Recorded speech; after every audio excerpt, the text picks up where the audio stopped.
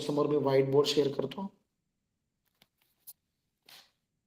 This call is now being recorded. बघा, टाकीत पाणी मावणे म्हणजे हे घनफळाचं उदाहरण आहे.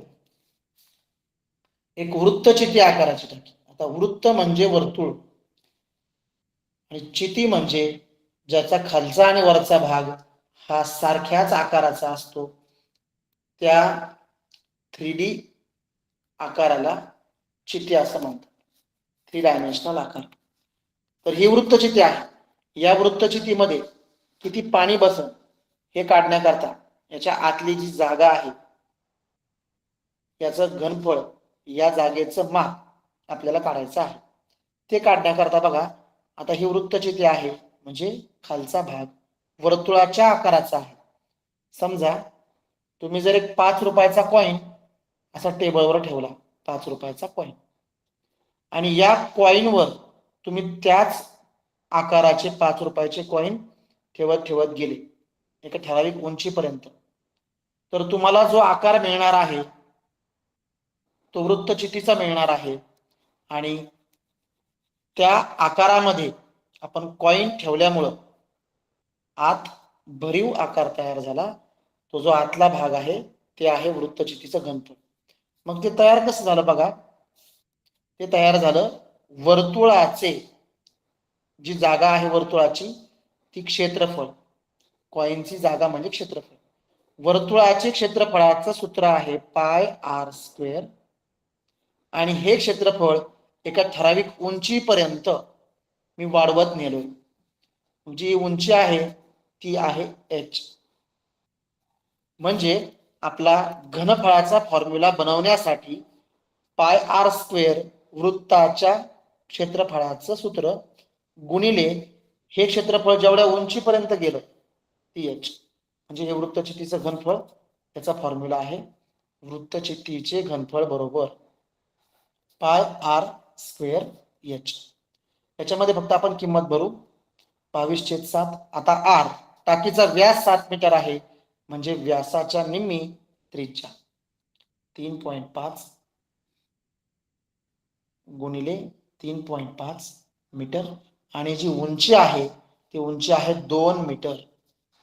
आता बघा, ही सगळी माप मीटर मध्ये आहेत म्हणजे मीटर हे अक्षर 3 वेळा येणार गुणाकारात. ठीक आहे. आता हे सोडवल्यानंतर, सॉल्व करा तुम्ही, हे सोडवल्यानंतर आपलं उत्तर येणार आहे 77. 77 3 वेळा मीटर शब्द आहे म्हणून 77 मीटर क्यूब. मग 77 मीटर क्यूब यालाच मराठीमध्ये घन मीटर असा शब्द आहे. याला घन, क्यूब म्हणजे घन आणि मीटर. मग 77 घनमीटर हा कोणत्या पर्यायामध्ये आहे, तर पर्याय क्रमांक 2 याच्यामध्ये हे पहिलं उत्तर आहे. पण आपल्याला 2 पर्याय निवडायचे आहेत. 2 अचूक पर्याय बघा. पर्याय क्रमांक 2 77 सारखा सेम पर्याय हा चौथ्या पर्यायात आहे. म्हणजे आपण डायरेक्टली चौथा पर्याय पण या ठिकाणी रंगवू शकतो, 2 आणि 4. आणि जर आपल्याला लिटर मध्ये माप काढायचं असेल तरी आपण काढू शकतो. 77 मीटर क्यूब याचं लिटर मध्ये रूपांतर करण्यासाठी आधी मीटरचं सेंटीमीटर करून घेऊ. 77 मीटरचं सेंटीमीटर, 1 मीटर म्हणजे 100 सेंटीमीटर. प्रत्येक मीटरच्या घरात आपण 100 मांडणार. आता सीएम सीएम 3 वेळा शब्द आहे, त्या सीएमचा क्यूब झाला. आता हा जो मला सीएम क्यूब मिळणार आहे, 2 आणि 2 4 आणि 2 6 6 0, हे सीएम क्यूब मिळाली. या सीएम क्यूबचं लिटर करण्याकरता मला याला फक्त 1000 ने भाग द्यावा लागेल. तेव्हा माझा हा सीएम क्यूब कॅन्सल होईल आणि याच्या ऐवजी मी लिटर हे अक्षर घेऊ शकतो. हे 4, हे 3 आणि हे 3, हे 0 कट झाले. 77,000 लिटर हे उत्तर आहे. ओके, चला पुढचा प्रश्न आपण घेऊया. आज आपल्याला हे सर्व प्रश्न संपवायचे आहेत. पुढचा प्रश्न जरा सोपा आहे. 54 नंबरचा प्रश्न बघा. 65/57 च्या गुणाकार व्यस्त संख्येस, आपण हे व्हाईट बोर्डवर घेऊ, गुणाकार व्यस्त संख्येस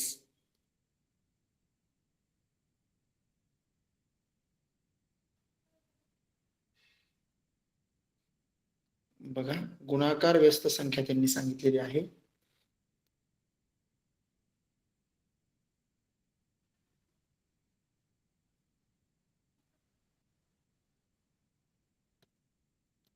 ठीक आहे, तो फोटो याच्यात गॅलरीत नाहीये, आपण याच्यातूनच घेऊ.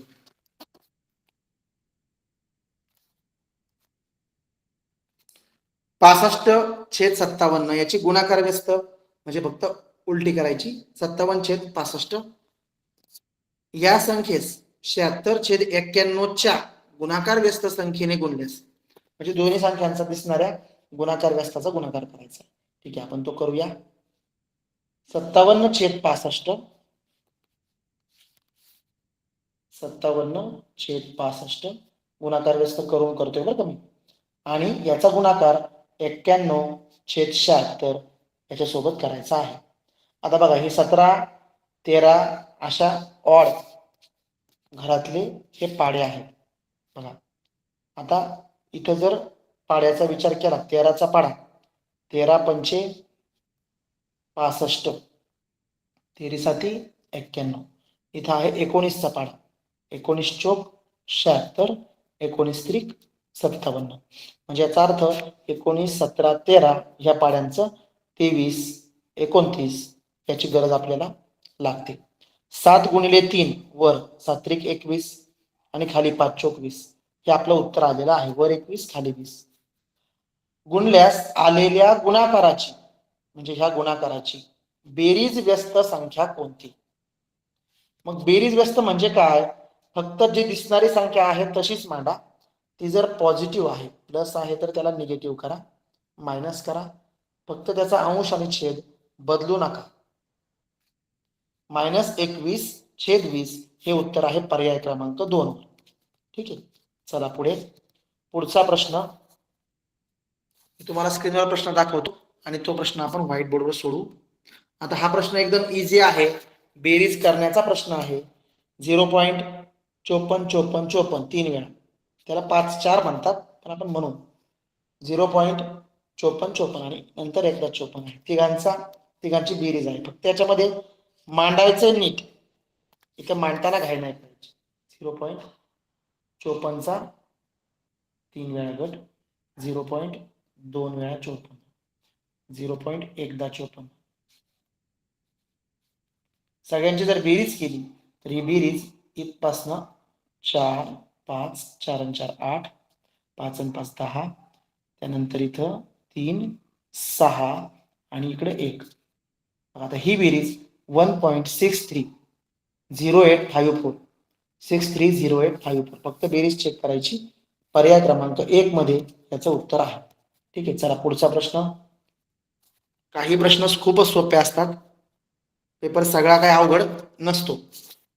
आता खालील या सर्व संख्यांना 5 संख्या आहेत, खालीलपैकी कोणत्या संख्येने निशेष भाग जातो? याच्याकरता कसोट्या माहीत असणं गरजेचं आहे, पण तरी पण एखादी कसोटी माहीत नसेल तर थोडा वेळ जाईल, फक्त भागाकार करायचा.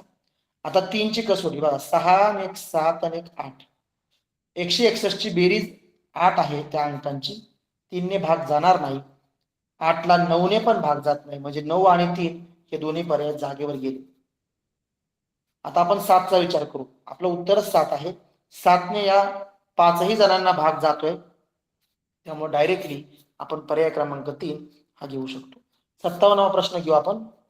एका त्रिकोणी भूखंडाच्या, बघा एक त्रिकोण आहे, त्याच्या 3 बाजू दिलेल्या आहेत, म्हणजे बाजू दिलेल्या आहेत तिन्ही पण 50 30 आणि 40 मीटर. तर त्या त्रिकोणी भूखंडाचे क्षेत्रफळ विचारले आहे.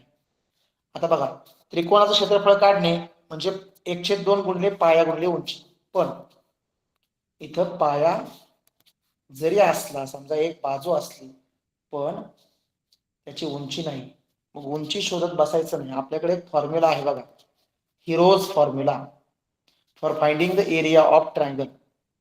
तो फॉर्म्युला काय सांगतो आपल्याला, चांगलं माहित आहे आपल्याला. समजा ही बाजू 50 मीटर घेऊ, ही 40 मीटर आणि ही 30 मीटर.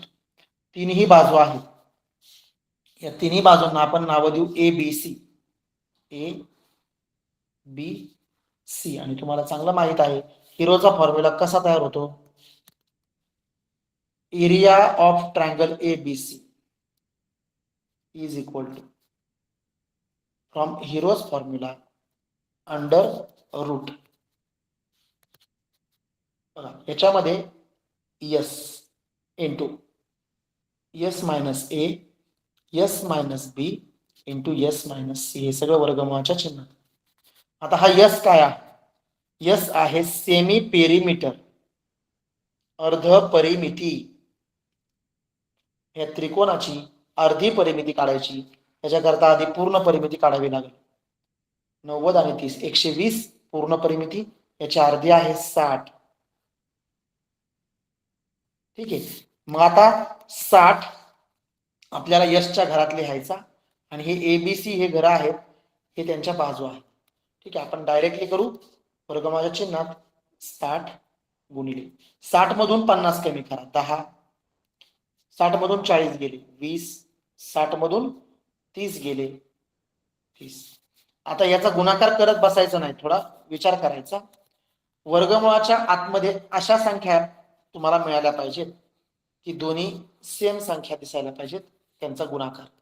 म्हणजे त्या दोघांच्या ऐवजी एक पिल्लू त्यांचं बाहेर निघल. बघा आता त्याचा आपण अवयव पाडू यांच्यावर का. 60 चे रूपांतर होईल 30 गुणिले 2, 30 दुने 60. आता हा 10 त्याच्या जवळच आहे, 10ला तसंच ठेवा. हा 20 आहे आणि हा 30 आहे. आता बघा बरं गंमत, हा 30 एकदा आणि एकदा, म्हणजे 30 दोनदा आहे म्हणून मी 30 बाहेर काढू शकतो. आता इथं 20 आहे आणि 10 दुने 20, म्हणजे मी 20 पण बाहेर काढू शकतो वर्गमूळ चिन्हाच्या. एकदम बरोबर. आता वर्गमूळाचं चिन्ह राहिलंच नाही. जे दोनदा आहेत त्याला एकदा बाहेर काढलं की त्याचं वर्गमूळ निघतं. 30 गुणिले 30 900, 900 वर्गमूळ 30, 30 आणि 20 यांचा गुणाकार 600. आणि मीटर मध्ये माप होती म्हणून 600 चौरस मीटर. आता दोन पर्याय शोधायला लावले. 600 सारखा दिसणारा पर्याय 6 आहे, किंवा तुम्हाला सरळ सरळ याचं माप माहित आहे 1 R म्हणजे 100 चौरस मीटर, म्हणून 6 R म्हणजे 600 चौरस मीटर. ठीक आहे. आता R गुंठे आणि एकर याचं माप तुम्ही स्वतः शोधा. स्वतः शोधलं की तुम्हाला ते पक्क लक्षात राहील. आपल्याला वेळ कमी आहे, पुढचा प्रश्न आपण घेऊया. प्रश्न क्रमांक 58.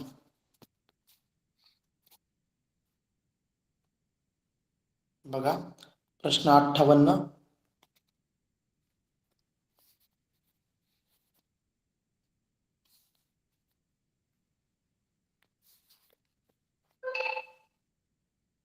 तीन च्या डोक्यावर x वा घात 3 चा घातांक x प्लस 3 चा घातांक x प्लस 1 बरोबर 108.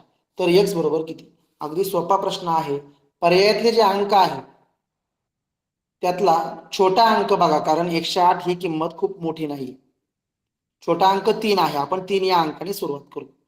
x च्या जागेवर फक्त 3 मांडा आणि आपलं उत्तर येतंय का आपण चेक करू. बघा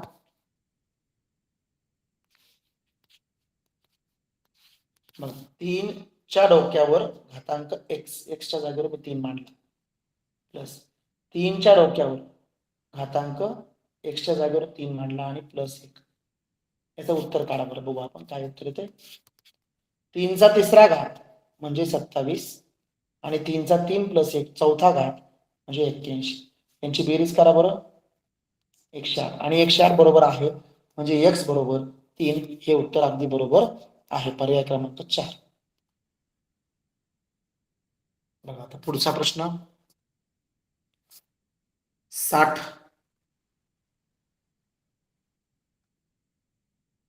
एकूण 60वा प्रश्न. दोन क्रमवार विषम संख्यांचा लसावी 8463 आहे. बघा तर त्यापैकी मोठी संख्या कोणती. आता हा प्रश्न दोन क्रमवार विषम संख्यांच्या लसावीचा आहे. अशा वेळेला एक लक्षात घ्या, दोन क्रमवार विषम संख्या जर आपण मांडू, थोड्या सोप्या संख्या मांडू, 5 आणि 7, यांचा जर लसावी काढायचा असेल तर तुम्हाला माहित आहे क्रमवार दोन विषम संख्या यांचा लसावी हा त्यांच्या गुणाकारा एवढा येतो. 7 आणि 5चा गुणाकार 7 5 35. मग जर आपल्याला ह्या संख्या माहित नाहीत पण दोन क्रमवार संख्यांचा लसावी 35 दिला तर आपण 35चे अवयव पाडून घेतो. 5 7 35, 7 1 7. याचे अवयव आले 5 आणि 7. जे अवयव त्याचे येतात त्या दोन अवयवांचा गुणाकार 35 येतो आणि तेच आपलं उत्तर आहे. लक्षात घ्या. अशा सेम पद्धतीने या ठिकाणी आपण सोडवू शकतो, पण ही संख्या जरा मोठी आहे तर आपण काय करू, 8463 याचे अवयव पाडून आपण उत्तर काढू शकतो. पण जर तुम्हाला याचं उत्तर लवकर काढायचं असेल तर तुम्ही पर्यायाकडून पण जाऊ शकता. ठीक आहे. मग आता आपल्याला दोन्ही पद्धती आहेत. आपण अवयव काढण्याची आधी पद्धत पाहू. यामध्ये 8 आणि 4 12, 12 आणि 6 18, 18 आणि 3 21, म्हणजे 3च्या पाड्यात आहे. 3नेच भाग देऊ. 3 दुने 6, 2 उरले 3 8 24, 3 दुने 6, 3 1 3. आता इथं 13ने भाग जातोय बघा. 13ने 13 1 13, 13 दुने 26, 2 22 झाले, 13 1 13 आणि 13 7 91, 217. 217ला 7ने भाग जातोय.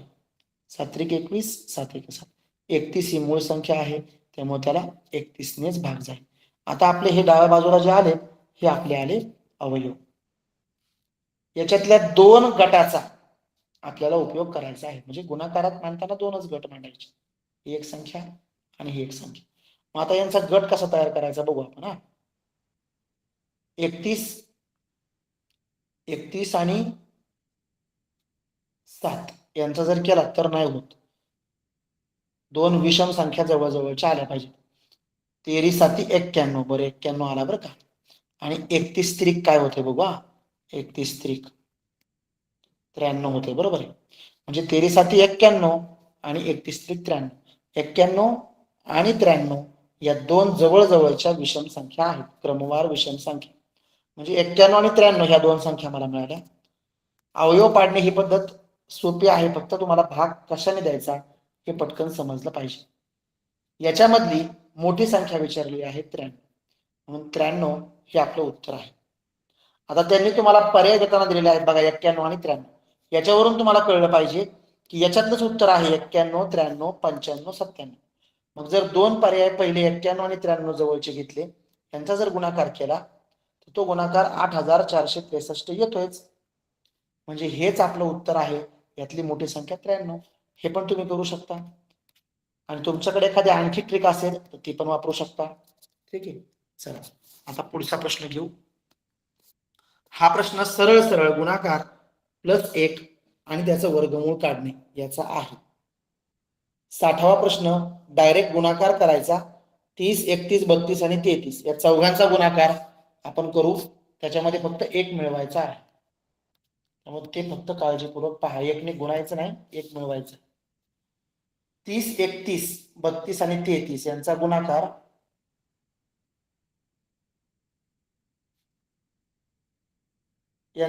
येतो बघा 98 20 80 आणि त्याच्यामध्ये 1 मिळवायचं आणि ते उत्तर येतं 98 20 81. आता याचं वर्गमूळ काढायचंय. म्हणजे काय, अशी कोणती संख्या घ्यायची किंवा ज्याचा गुणाकार त्या संख्येबरोबर केला की मला ही संख्या मिळेल. याच्या एकक स्थानी कोणता अंक पहा, 1 अंक. मग 1 अंक येणारा कोणता पर्याय 990 ने 990 ला गुणलं तर 0 येणार आहे, कट झाला. 923 ने 923 ला गुणलं तर 3 त्रिक 9 येणार आहे, तो कट झाला. दोन पर्याय तर जागेवर गेले. 1021 आणि 991 या दोघांचा गुणाकार करून पहा. 991 गुणिले 991 किंवा 991चा वर्ग काढणे. बऱ्याच मुलांकडे ट्रिक असतात वर्ग काढण्याच्या, त्यानुसार जर वर्ग काढला तर याचं उत्तर 98 20 81 हे येते. म्हणजे हा चौथा पर्याय या ठिकाणी बरोबर आहे. ठीक आहे. चला पुढचा प्रश्न आपण लगेच घेऊया. हे प्रश्न सोपे आहेत, जनरली सगळ्यांना हे लगेच कळणारे आहेत. प्रश्न क्रमांक 61 अतिशय चांगला प्रश्न आहे आणि खूप सोपा प्रश्न. पहिल्या 5 विषम नैसर्गिक संख्यांच्या घनांची सरासरी. आता बघा 5च संख्या आहेत म्हणजे सरासरीमध्ये जो आकडा शेवटी असतो खाली n तो आहे 5. पहिल्या 5 विषम, पहिल्यापासून विषम संख्या 1 3 5 7 आणि 9, पण या नैसर्गिक संख्याच्या घनांची सरासरी. मग 1 चा घन, 1 चा घन तर एकच आहे, 2 चा घन सॉरी 3 चा घन, 3 चा घन आहे 27, 5 चा घन 125, 7 चा घन 343 आणि 9 चा घन 729. बरोबर. आता ह्या सगळ्यांची फक्त बेरीज भागिले 5 म्हणजे सरासरी, मध्यमान सरासरी आणि मध्य एकच. यांची सगळ्यांची बेरीज केली तर ती बेरीज 1225 येते भागिले 5. हे केलं की 245 हे उत्तर येते. आता याच्याकरता 100% ट्रिक असू पण शकते, कारण जर मधली संख्या आपण बघितली सरासरीमध्ये, मधली संख्या ही जर सरासरी पकडली तर 5 चा घन 125, त्याची दुप्पट 250, त्यातनं हे 5 कमी केले तर 245 येते. पण प्रत्येक वेळेला लागू होतंय का आपण चेक करून पाहायला पाहिजे. ठीक आहे, 245 हा पर्याय अगदी बरोबर आहे, पर्याय क्रमांक 3. चला पुढे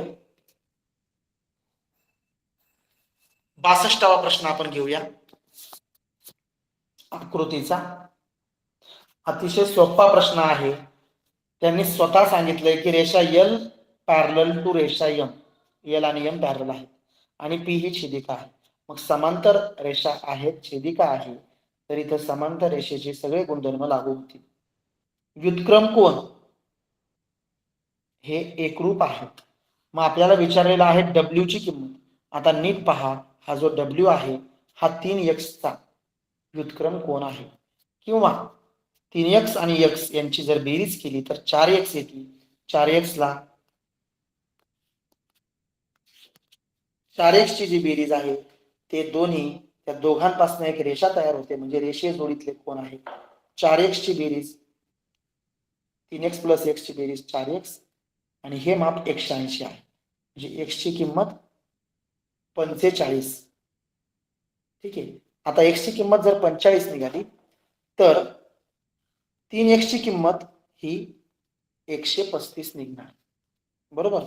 मग 3x ची जी किंमत आहे तीच W ची किंमत आहे, कारण 3x आणि W हे व्युत्क्रम कोन आहेत. किंवा तुम्ही x चं माप काढलंय 45, त्याचा संगत कोन त्याच्या खाली आहे, W च्या वर तो 35 आहे, 45 आहे, त्याच्या खालचा W हा 135 येणार. म्हणजे आपलं उत्तर आहे 135, पर्याय क्रमांक 2. ठीक आहे. चला प्रश्न क्रमांक 63. आता हा प्रश्न थोडा विचारपूर्वक आपल्याला बघायचा आहे.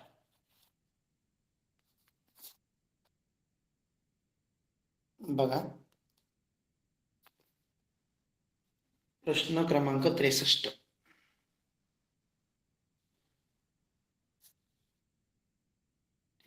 सरळच घ्यावं लागेल. वर्तुळाचे क्षेत्रफळ त्याच्या त्रिज्येच्या वर्गाच्या समचलनात बदलते. त्रिज्या वाढली की क्षेत्रफळ वाढणार, पण क्षेत्रफळाचा फॉर्म्युलाच काय आहे, पाय आर स्क्वेअर, म्हणजे त्रिज्येचा वर्ग आहे, म्हणजे क्षेत्रफळ हे वर्गाच्याच समचलनात बदलत. ज्या वर्तुळाचं क्षेत्रफळ 616 चौरस सेंटीमीटर आहे त्या वर्तुळाची त्रिज्या 14 आहे. तर 42 सेंटीमीटर त्रिज्या असणाऱ्या वर्तुळाचं क्षेत्रफळ किती. आता तुम्ही डायरेक्टली 42 सेंटीमीटर त्रिज्या घेऊन वर्तुळाचं क्षेत्रफळ काढू शकता इझिली, पण आपण थोडं वेगळ्या पद्धतीने करू. समचलनाचं आपल्याला बेसिक माहित आहे, त्या समचलनाचा वापर करून आपण हे एक्झाम्पल सोडू. बघा, वर्तुळाचे क्षेत्रफळ एरिया ऑफ अ सर्कल, त्याला आपण ए म्हणू, हा समचलनात आहे कोणाशी, त्रिज्येच्या वर्गाशी, आर स्क्वेअरशी. ठीक आहे. मग बघा, जर वर्तुळाचं क्षेत्रफळ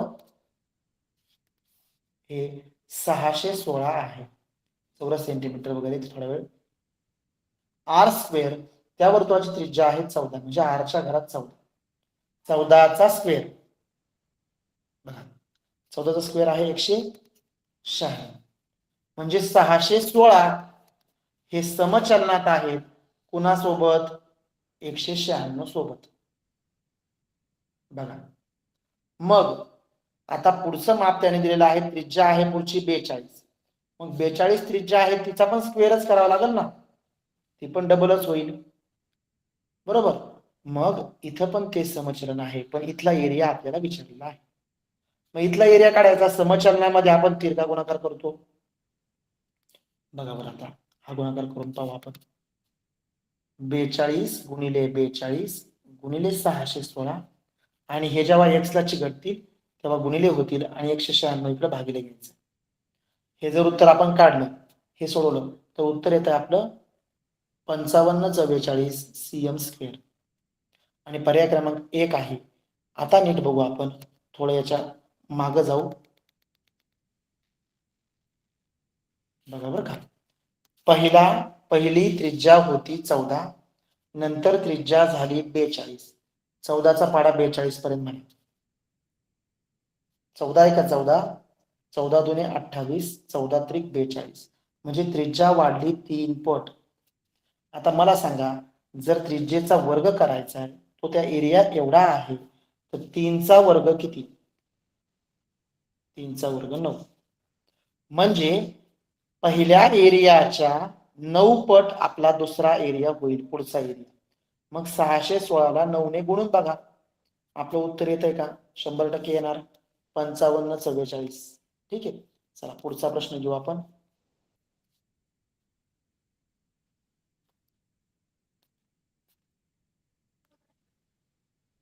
सहा एकरेषीय बिंदू परस्परांशी जोडून तयार होणाऱ्या रेषाखंडाची संख्या काढून घेऊ आपण. आता हा प्रश्न एकदम तुम्हाला अंगवळणी पडलेला आहे. 6 एकरेषीय बिंदू 1 2 3 4 5 6 एका रेषेतले बिंदू जोडून तयार होणाऱ्या रेषाखंडाची संख्या बघा. 6 बिंदू म्हणून कप्पे किती बघा त्याचे आपल्याला माहित आहे. याचं टोटल कसं काढायचं. कप्पे 5 या 5 जणांची बेरीज करू आपण. 5 आणि 1 6 4 आणि 2 6 6 आणि 6 12 आणि 3 15 म्हणजे रेषाखंडाची संख्या आली 15. किंवा बिंदू आहेत तुमचे 6 आणि 6 बिंदूच्या मागचं घर 5 भागिले 2 बेत्रिक 6 3 5 15 अशा पद्धतीने पण तुम्ही करू शकता. ठीक आहे बघा कोणत्याही पद्धतीने करा तुम्हाला तुमचं उत्तर फक्त बरोबर येणं गरजेचं आहे. आता नैक रेषीय बिंदू 5 दिलेले आहेत 6 दिलेले नाहीत. नैक रेषीय 1 2 3 4 5. आता हे 5 बिंदू यांना जोडून रेषाखंड बनवायचा आहे. म्हणजे समजा हे वर्तुळावर आहेत असं आपण समजू. मग हस्तांदोलन वर्तुळावर असलेली मुलं यांच्यापासून रेषाखंड जास्तीत जास्त किती बनतात तर त्या प्रकारचं आहे 1 2 3 4 5 पहिल्यापासून 5 नंतर बघा 1 2 3 असा हाईत आणि हाईत असे रेषाखंड बनतील. पण हे तुम्हाला माहित आहे फॉर्म्युल्यावरून कसं करायचं. वर्तुळावर असणारी मुलं रेषाखंड जास्तीत जास्त किती बनतील तर 5 बिंदू आहेत वर्तुळावर. 5च्या मागचं घर 4 त्याला भागिले 2 2 4 5 2 10 10 रेषाखंड बरोबर बनणारच आहेत. ठीक आहे मग आता सांगितलंय काय की या रेषाखंडांची संख्या रेषाखंडांच्या संख्येपेक्षा कितीने जास्त आहे पहिल्याची संख्या तर पहिल्याची 5 ने जास्त आहे. पर्याय क्रमांक 4 मध्ये याचं उत्तर आहे. प्रश्न क्रमांक 65. बघा 65 एका अर्धवर्तुळाकृती बागेची त्रिज्या. आता इथं थोडा विचार करायचा बरं का नीट. त्या बागेभोवती 5 पदरी तारेच्या कुंपणासाठी 60 रुपये प्रति मीटर दराने तार घेतल्यास तारेचा खर्च किती? काही नाही, अवघड नाही. आपल्याला खर्च विचारलाय. आधी आपण 5 पदरासाठी एक पदर काढणं गरजेचं आहे. आधी एक पदर काढून घेऊ. म्हणजे ही जी अर्धवर्तुळाकृती बाग आहे त्याची एकदा फेरी मारू. बघू आपण अर्धवर्तुळाकृती बागेची त्रिज्या किती दिलेली आहे? 420 मीटर हे अर्धवर्तुळ. याची त्रिज्या 420 आहे म्हणजे अर्धा भाग 420. मग इकडचा पण भाग 420च. आता कुंपण घालायचे म्हणजे कुंपण जर सुरू इथून केलं तर ही बाजू मोजावी लागल.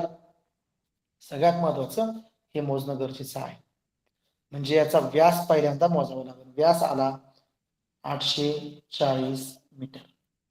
म्हणजे मला परिघ पूर्ण वर्तुळाचा मोजताना मी बाहेरची कड मोजतो आणि अर्ध्या वर्तुळाचं मोजताना आपल्याला हा 840 घ्यावं लागेल एका फेरीसाठी. बरोबर. बघा आता एक फेरी झाली. आता पूर्ण परिघ आपला आहे 2 पाय आर किंवा पाय डी. मग अर्धा परिघ त्याला 2 ने भाग देऊ. 2 ला 2 कट झाले. आता अर्धा परिघ आहे पाय गुणिले आर. अर्धा परिघ म्हणजे फक्त हे अंतर आपल्याला आता मोजतोय आपण. मग पाय 22/7 गुणिले आर. आर आहे 420. हे माप काढून घेऊ. 60 गुणिले 22. 60 गुणिले 22. मग आता 22 चा पाडा 22 22 सख 132. बरोबर. म्हणजे हे माप आलं 1320 मीटर. आता 1320 आणि 840 हे एकाच फेरीतलं माझं माप आहे. मग याच्यामध्ये 1320 मिळवू आपण. 8 आणि 3 11. चला 2160. 2160 माझं एका फेरीतलं अंतर आहे. 2160. मला फेऱ्या किती मारायच्यात? बागेभोवती 5 पदरी म्हणजे 5 पदर म्हणजे आपल्याला 5 पदरी कुंपण करायचे म्हणून 5 फेऱ्या. 500 5 सक 30 8 3 5 1 5 3 8 5 2 10. 10,800 मीटर इतकं माझं अंतर होतंय. आता या तारेला 60 रुपये एका मीटरला खर्च आहे. ही तार एवढी मीटर आहे. मग याला फक्त 60 रुपयाने मी गुणणार. 1 2 3 0 6 8 48 7 4 4 6 0 4 6 1 6. म्हणजे याचं उत्तर आहे 6,48,000. पर्याय क्रमांक 2. ठीक आहे. चला पुढे. प्रश्न क्रमांक 66. पूर्ण प्रश्न झाल्यानंतर मग तुम्हाला आपण एक 10 मिनिटं बोलण्यासाठी संधी देऊ. सोबतच्या आकृती त्रिकोण पी क्यू आर मध्ये किरण पी ए आणि क्यू बी हे थोडक्यात वाचून घ्यायचं आणि समजून घ्यायचं पटपट. पी आणि क्यू चे हे कोण दुभाजक आहेत. इकडचं माप 70 दिलेले आरचं. पी एम क्यूचं माप किती? अतिशय सोपा प्रश्न आहे. ठीक आहे. आता हा प्रश्न व्हाईट बोर्डवर मला डायग्राम काढून घ्यावी लागेल. ओके. चला. हा त्रिकोण आहे.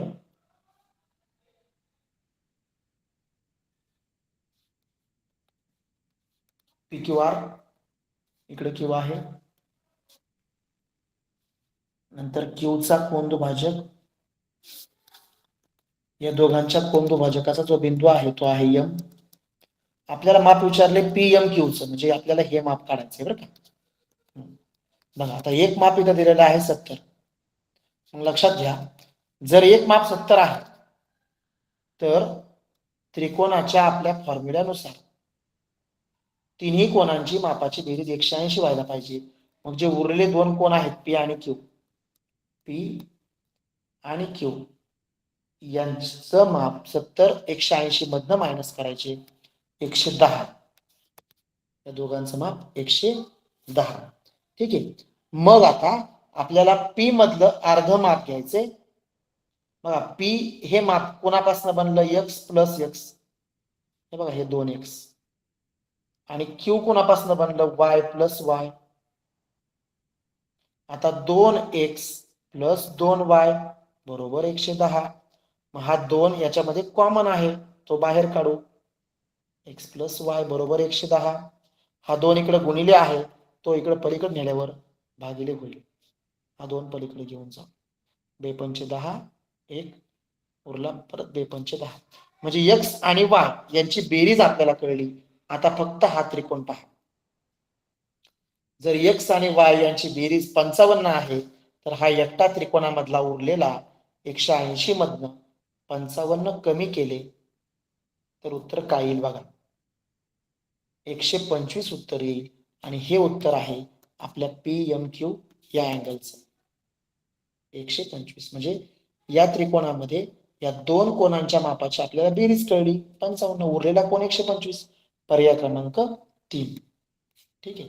चला पुढचा प्रश्न 67 नंबरचा प्रश्न आहे.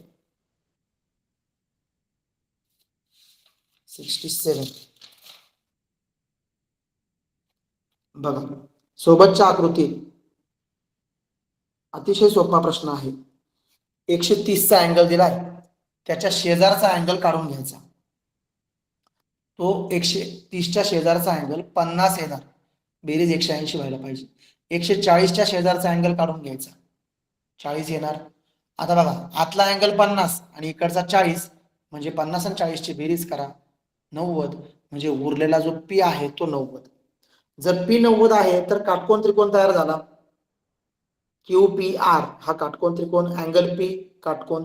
काटकोनाच्या समोरची जी बाजू असते त्याला आपण कर्ण म्हणतो. म्हणजे QR ची लांबी विचारली, QR कर्ण आहे. पायथागोरस बाबा वापरायचे, सिंपल आणि सोपं. 16चा स्क्वेअर प्लस 12चा स्क्वेअर, बघा इतकं सिंपल आहे. आणि दोन्ही स्क्वेअरची बेरीज 400. मग QR चा स्क्वेअर बरोबर 400, तर QR बरोबर 20 सेंटीमीटर, पर्याय क्रमांक 4. आता हा प्रश्न मात्र आपल्याला व्यवस्थित सोडवायचा आहे, अतिशय सोपा आहे.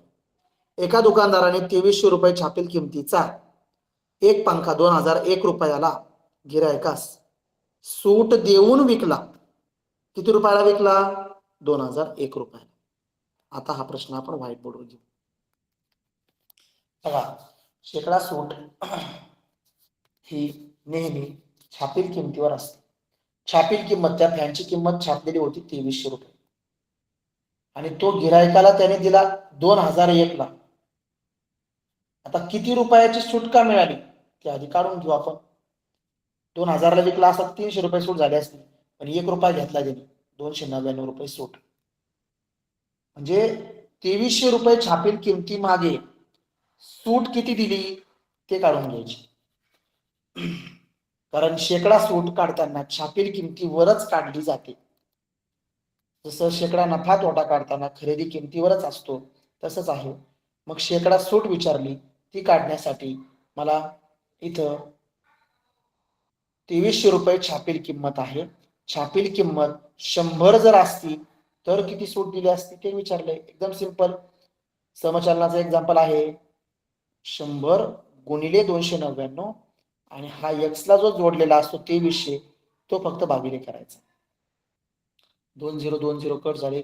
23च्या पाड्यात 101% आपलं पुढचं जे आहे ते पूर्ण आहे. 23चा पाडा आपण याला लावू. 23 एक 23, 6 उरले, आणि 23 त्रिक 69, म्हणजे 13% सूट दुकानदाराने दिलेली आहे. 13%, पर्याय क्रमांक 3. पुढचा प्रश्न अतिशय सोपा आहे. मी थोडीशी घाई करतोय, पण काय हरकत नाही. हे प्रश्न खूप अवघड नाही, कारण मला तुमच्याशी थोडा संवाद साधायचा आहे. 69वा प्रश्न. एका चक्रीय चौकोनाच्या सम्मुख, आता इथं प्रिंटिंग मिस्टेक आहे जरा, सम्मुख म्हणजे समोरासमोरची माप 3x + 10 आणि 4x + 30 आहे. आता चक्रीय चौकोनाचा गुणधर्म जो आहे तो काय आहे, तर जे सम्मुख कोण असतात ते परस्परांचे पूरक असतात. म्हणजे त्यांची जी बेरीज आहे ती 180 अंश भरते. चक्रीय चौकोन म्हणजे ज्या चौकोनाचे चारही शिरोबिंदू वर्तुळावर आहेत असा चौकोन. मग समजा हा PQRS असेल तर हे दोन झाले याचे सम्मुख कोण, या दोघांची बेरीज 180, तसेच ह्या दोघांची पण बेरीज 180, 100% येते ती बेरीज 180. मग सम्मुख कोण दिलेले आहेत, 3x प्लस 10 प्लस त्याची बेरीज 4x प्लस 30 बरोबर करायची.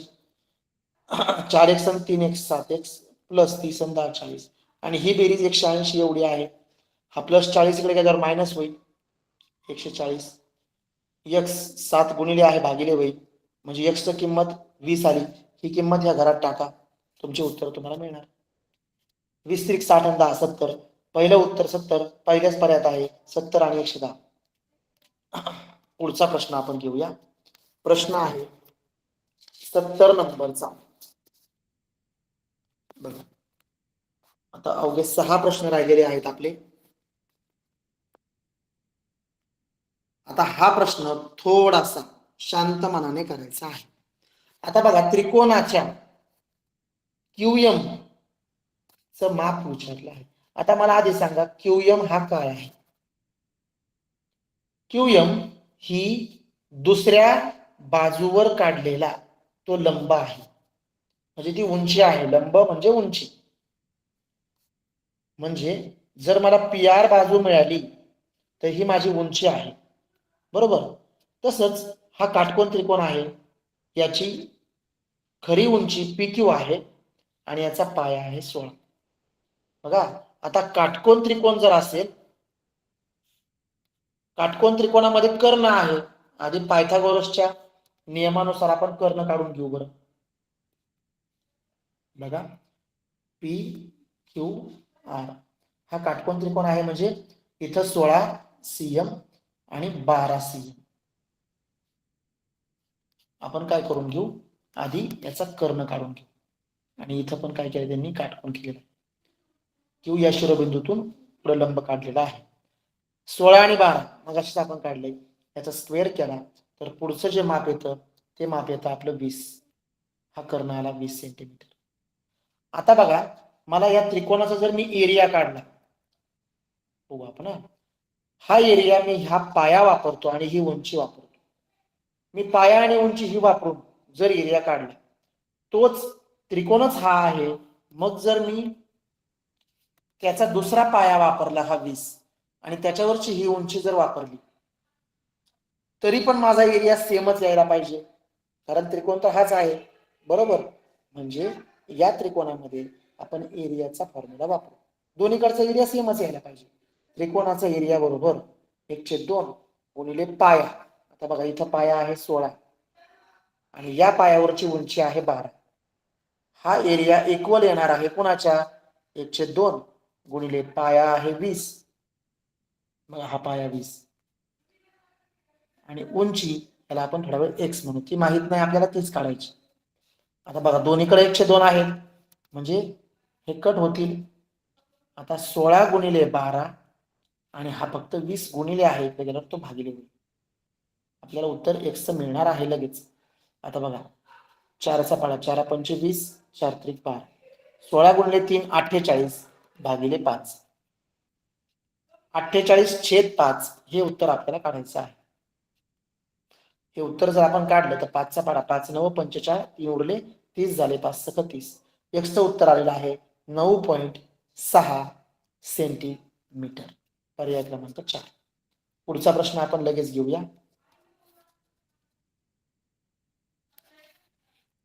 बघा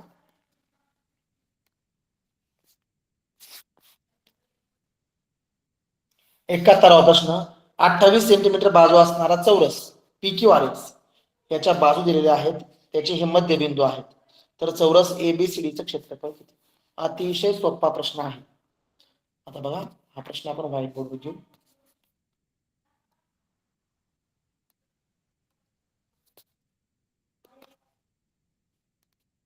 बघा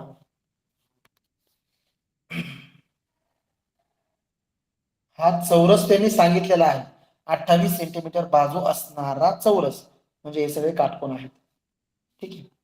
आणि याच्या बरोबर मध्यबिंदूवर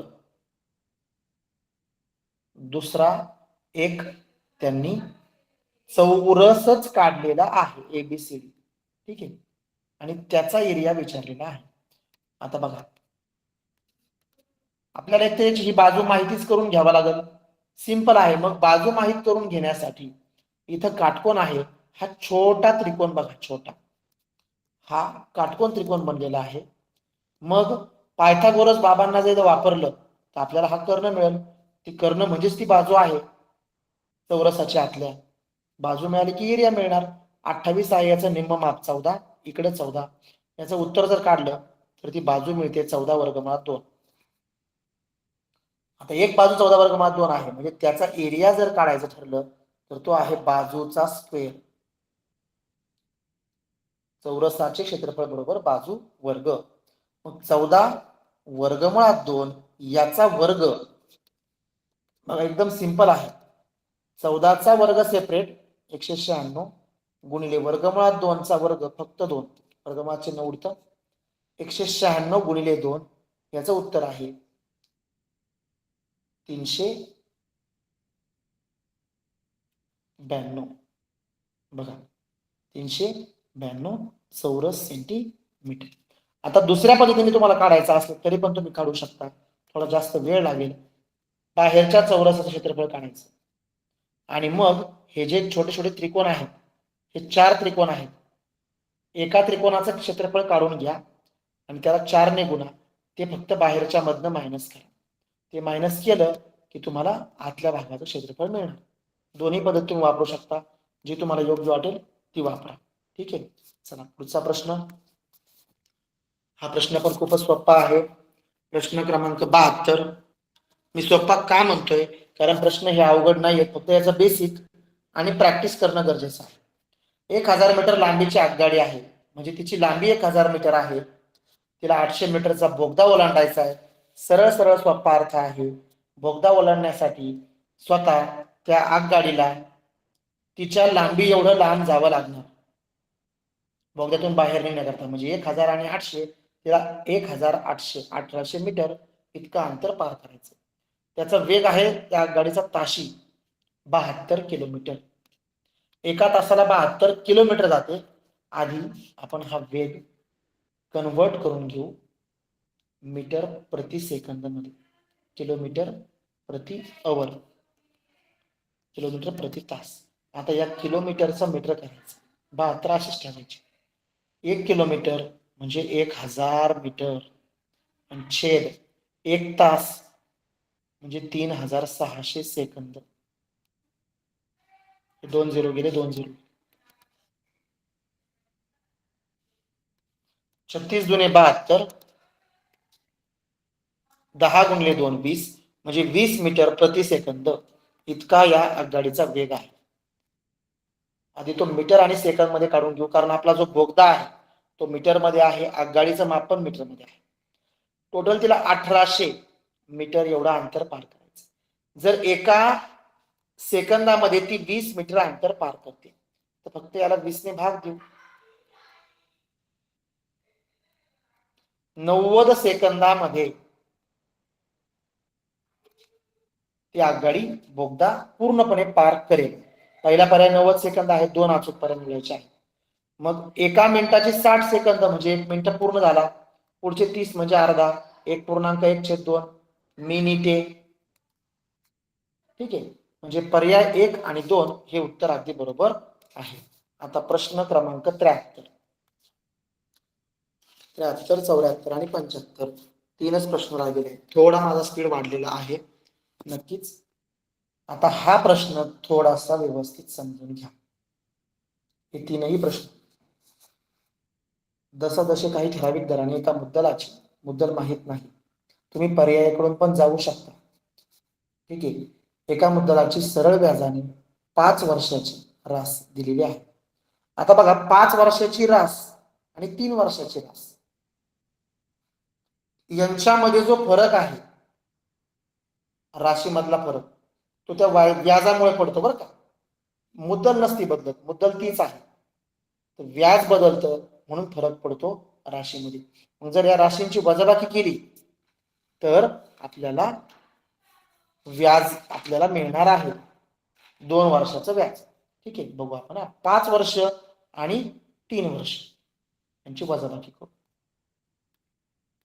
2 वर्षाचं व्याज मिळाले की 1 वर्षाचं व्याज मिळालं. 5 वर्षाचं आहे, रास आहे 10,800. त्यातनं 3 वर्षाची रास 9,680 मायनस करू, म्हणजे 2 वर्षाचं व्याज मिळालं. तर ते किती मिळालं बघा, 2 वर्षाचं व्याज मिळालं 1120. आता 2 वर्षाचं जर 1120 आहे तर एका वर्षाचं व्याज, त्याला फक्त 2 ने भाग द्यायचा, 560 रुपये एका वर्षाचं व्याज. इंटरेस्ट आहे बरं का, आपण आधी व्याज बघतोय. जर एका वर्षाचं व्याज 560 आहे, आता आपल्याला त्यांनी रास 5 वर्षाची पण दिली आणि 3 वर्षाची पण दिली. मग आपण 3 वर्षावर येऊ. एका वर्षाचं जर आहे 560 तर 3 वर्षाचं व्याज किती? 3 × 18, 3 × 5 = 15 आणि 1 16, 1680 आहे 3 वर्षाचं व्याज. आता सरळ सरळ व्याज आहे, मग सरळ व्याजाचा फॉर्म्युला आहे इंटरेस्ट बरोबर PNR भागिले 100. आता आपल्याला लक्षात घ्या, 3 वर्षाची रास पण माहिती आहे 9,680. त्यातनं 3 वर्षाचं व्याज मायनस करा. बघा उरलं काय, 8,000. म्हणजे 3 वर्षाच्या या उत्तराकरता आपल्याला मुद्दल मिळाली 8,000. आता ही तर फिक्स आहे, म्हणजे आपल्या पर्यायात 8,000 तर पाहिजे. आता आपण रेट ऑफ इंटरेस्ट काढू शकतो. आपल्याला तिन्ही माप मिळाली. बघा आय मिळाला, व्याज किती आहे, व्याज मिळालं 1,680 3 वर्षाचं, मुद्दल आहे 8,000, एन आहे नंबर ऑफ इयर्स 3 वर्ष, आणि आर विचारलेला आहे. आता हा 100 भागिले आहे, इथंच ते 2 0 कट करू, म्हणजे इथं 80 झाली राहिली. 80 गुणिले 3 हे दोन्ही इकडं पलीकडे घेऊन जाऊ. 80 गुणिले 3 हा 1 0 कट झाला. 8 त्रिक 24 आणि 24 7 168, म्हणजे आर ची किंमत आली 7. बघा 7% रेट ऑफ इंटरेस्ट आला आणि मुद्दल आहे 8,000 रुपये. पर्याय क्रमांक 4. चला पुढचा प्रश्न आपण घेऊ. हा प्रश्न अतिशय मजेशीर आहे बरं का, लक्षात घ्या. कशात पण येऊ द्या हा प्रश्न असा. 20% खप, फळांचा खप 10% कमी झाला, किंमत 20% वाढवली तर किती घट होईल, किती नफा होईल. ठीक आहे, चला बघा. फळाच्या किमती 20% ने वाढवल्यामुळे फळाचा खप म्हणजे फळाची मागणी 10% कमी झाली. आता बघा, याच्याकरता आपण दरवेळेला, मी कायम आमच्या विद्यार्थ्यांना पण सांगतो, दरवेळेला 100 वस्तू घ्यायच्या आणि एका वस्तूची किंमत 100 रुपये घ्यायची. बघा आता फळाच्या किमती, फळं घेतली 100, एका फळाची किंमत 100 रुपये. मग मला सांगा, 100 फळं घेतली, एक फळ 100 रुपयाला आहे, किती रुपये मिळतील बरं तुम्हाला विकल्यावर? 10,000 रुपये मिळतील. एकदम बरोबर. आता फळाच्या किमती 20% ने वाढवल्या. 100 किंमत होती तर किंमत झाली 120. आता खप किती झाला? 10% कमी झाला, म्हणजे 100 फळं विकली जायची तर आता कमी झाला, म्हणजे 90च फळं विकली गेली. आता यांचा गुणाकार करा, 12 9 108 आणि 2 0, तरी पण मला 10,800 रुपये मिळतात. म्हणजे मला 10,000 रुपयापेक्षा 800 रुपये जास्त मिळाले, म्हणजे 1% वाढ झाली माझ्या उत्पन्नात. 1% वाढ हाच पर्याय मी रंगवणार. 1% वाढ 2 ठिकाणी आहे. आता किती झाली बघू. नेहमी पहिल्या जी आपली मूळ खरेदी 10,000 रुपये जेव्हा मिळत होते, तेव्हा 10,000 रुपये मिळत असताना मला 800 रुपये वाढ झाली. मग 100 रुपये मिळत असताना मला किती वाढ होईल हे करायचे, आणि हे सोडवलं की काय येतं बघा, तिरकस गुणाकार. 100 गुणिले 800 भागिले 10,000, 100 गुणिले 800 भागिले 10,000, x ची किंमत 4 0, हे 4 0 कट झाले, 8 1 8, म्हणजे 8% वाढ, घट नाही. पर्याय क्रमांक 2.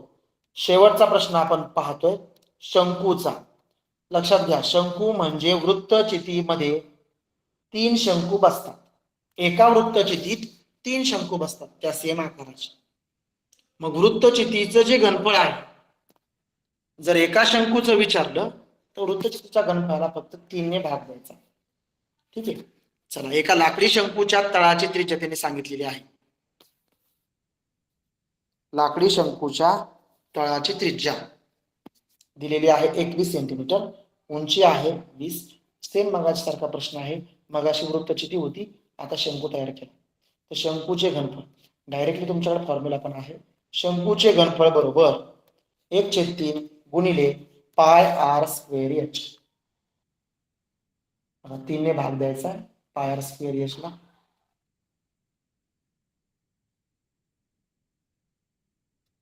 आर स्क्वेअर आर आहे 21,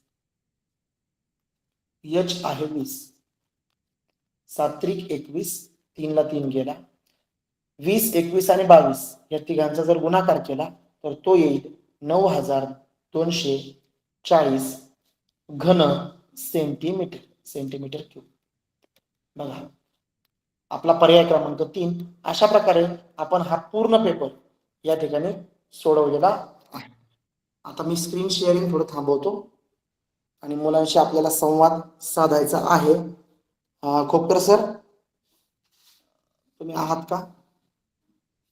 थोडी तुम्हाला रिक्वेस्ट आहे, मुलांचे माईक चालू करा आणि सगळ्यांनी एका वेळेला बोलायचं नाही बरं का. एकच मिनिट, मी सरांना फोन करतो. जर कोणाच्या काही शंका असतील, कोणाला बोलायचं असेल तर आपण थोड्या वेळासाठी संधी देऊया, 5 मिनिटासाठी. पेपर आपला पूर्ण सोडवून झालेला आहे.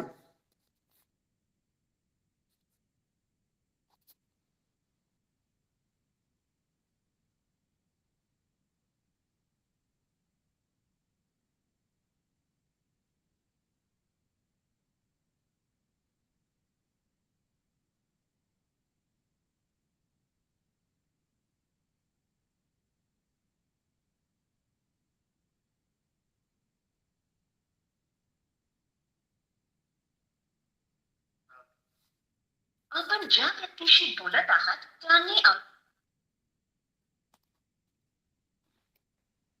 तुम्हाला परमिशन मिळेल बघा माईक चालू करायची. जर कुणाला या ठिकाणी बोलायचं असेल, स्वतःहून शंका मांडायची असेल तर तुम्ही बोलू शकता. 5 मिनिटं आपण संवाद साधू. आमची स्वराली आहे. स्वराली,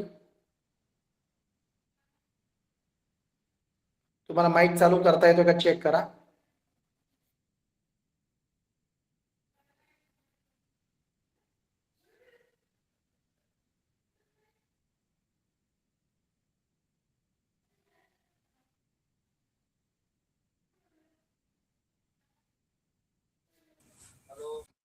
हा सर. माईक चालू करतो, एकच मिनिट सगळ्यांची. हो हो हो.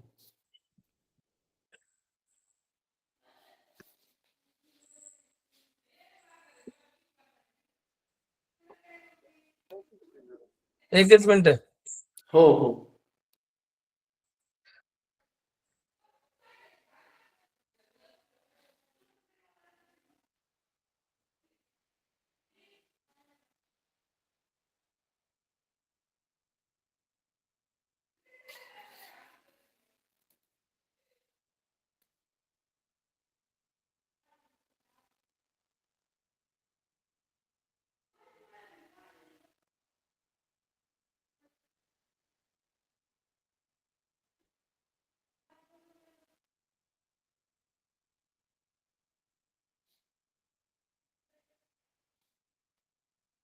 श्रीकांत, कल्याणी, विजय, आता तुमच्या प्रोफाईलला जी नावं आहेत ती मी वाचतोय. ज्ञानेश्वरी,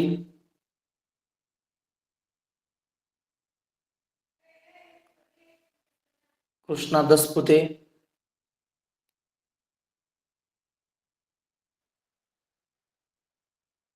तुम्हाला माईकची परमिशन मिळेल, तुम्ही तुमचं मत या ठिकाणी मांडू शकता तुमच्या अभ्यासाबद्दल. माईकची परमिशन मिळेपर्यंत मी तुमच्याशी बोलतो. हा, ओके ओके ओके, ठीक आहे. चला, पहिल्यांदा कुणाला बोलायचंय बघा. एका जणांनी आधी चालू करा, आपण त्याची परमिशन, मग त्याचं बोलणं झालं की दुसऱ्याने चालू करा. ठीक आहे, चला. स्वराली,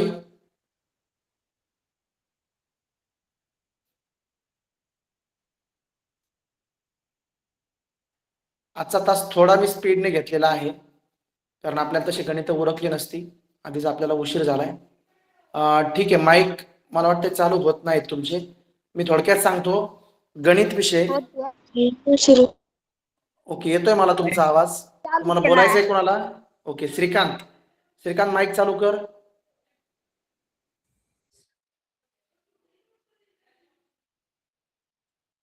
श्रीकांत, मला नाही बोलायचं.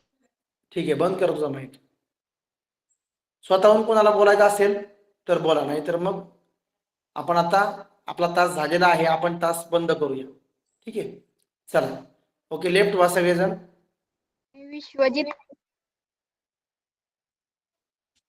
Hello hello hello hello.